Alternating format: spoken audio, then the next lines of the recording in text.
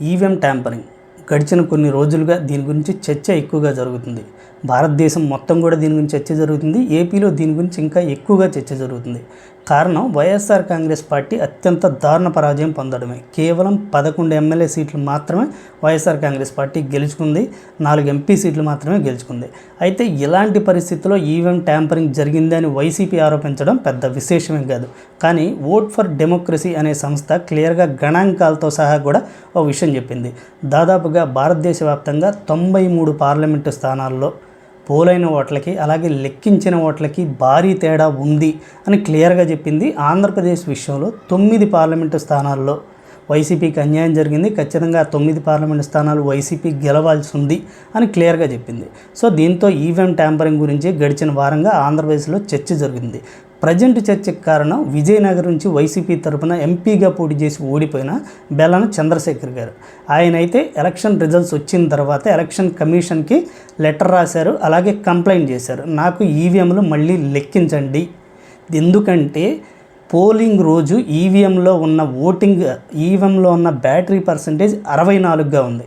Polling ముగిసిన తర్వాత ఆ ఈవీఎంకి ఉన్న బ్యాటరీ పర్సంటేజ్ 64, కానీ కౌంటింగ్ రోజు అంటే 45 రోజులు స్ట్రాంగ్ రూమ్లో పెట్టి బయటికి తీసిన తర్వాత అదే పర్టికులర్ ఈవీఎంకి ఉన్న బ్యాటరీ పర్సంటేజ్ 99% ఉంది.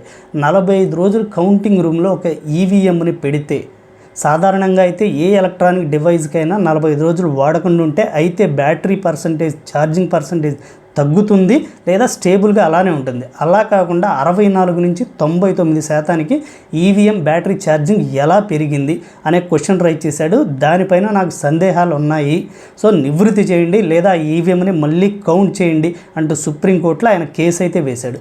సుప్రీంకోర్టు కూడా దీనిపైన స్పందించి ఈ నెల 25 నుంచి 28 మధ్యలో ఈ విజయనగరం మాజీ ఎంపీ వేసిన పిటిషన్ని, అలాగే ఒంగోలు నుంచి బాలినేని శ్రీనివాసరెడ్డి, అలాగే బొబ్బిలి ఎమ్మెల్యే వేసిన పిటిషన్ల గురించి విచారించిన తర్వాత 25 నుంచి 28 వరకు వాళ్ళకున్న సందేహాలని ఖచ్చితంగా ఈసీ క్లియర్ చేయాల్సిన అవసరం ఉందని సుప్రీంకోర్టు చెప్పింది. దీంతో ఈసీ ఏం చేసింది, వీళ్ళ ముగ్గురికి ఫోన్లు చేసేసి మీరు చేసిన కంప్లైంట్లో అర్థం లేదు, సో ఇవి నిలబడవు, మీరు ఇచ్చిన పిటిషన్లు వెనక్కి తీసుకోండి, మీరు చేసిన కంప్లైంట్లు వెనక్కి తీసుకోండి అని చెప్పి అయితే ఈసీ వెంట కోరింది. సో ఇక్కడే డౌట్ రైజ్ అయింది.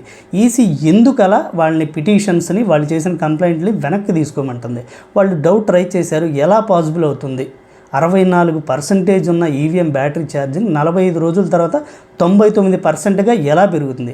అయితే స్ట్రాంగ్ రూమ్లోకి వెళ్ళి ఎవరన్నా ఆ ఈవీఎంకి ఛార్జింగ్ పెట్టి ఉండాలి, అదొక్కడే పాసిబిలిటీ ఉంది. అంతే తప్పించి అలా కామ్గా ఉంచిన ఈవీఎం బ్యాటరీ ఛార్జింగ్ పెరగడం అనేది అసాధ్యం. సో ఈ పాయింట్నే పెట్టుకున్న విజయనగరం మాజీ ఎంపీ, సో ఖచ్చితంగా ఈ కేసులో నేను గెలుస్తాను, ఖచ్చితంగా ఈవీఎం ట్యాంపరింగ్ జరిగింది అని ఈ నెల 25 నుంచి 28 మధ్యలో ప్రూవ్ అవుతుంది. విజయనగరం పార్లమెంటు స్థానానికి ఖచ్చితంగా ఉప ఎన్నిక వస్తుంది అనే నమ్మకంతో ఉన్నాడు. ఆయన నమ్మకానికి ఈసీ కూడా కారణంగా చెప్పొచ్చు. మీ వాదన నిలబడదు, సో మీ కంప్లైంట్ వెనక్కి తీసుకోండి అంటూ ఈసీ వాదించడంతో సో ఆయన ఇంకా కాన్ఫిడెంట్గా ఉన్నాడు. ఈసారి ఈ 25 నుంచి 28 మధ్యలో జరిగే చర్చల ద్వారా ఖచ్చితంగా విజయనగరం ఎంపీ సీట్లో రీకౌంటింగ్కి వెళ్ళడానికి అవకాశం ఉంటుంది అని ఆయన భావిస్తున్నారు. సో ఈసీలా చెప్పడం వల్ల ఈసీ వ్యవహార శైలిపై కూడా అనుమానం వస్తున్న విషయం మాత్రం నిజం. మరి 25, 28 మధ్యలో ఏం జరుగుతుంది?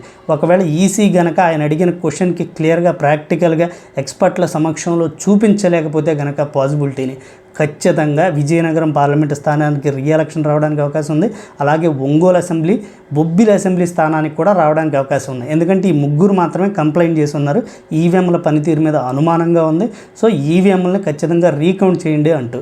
సో 25, 28 ఈ నెల 25, 28 రాష్ట్రంలో చాలా కీలక పరిణామాలు జరగడానికి కొంత అవకాశాలు అయితే ఉన్నాయి. మరి చూడాలి ఏం జరుగుతుందో.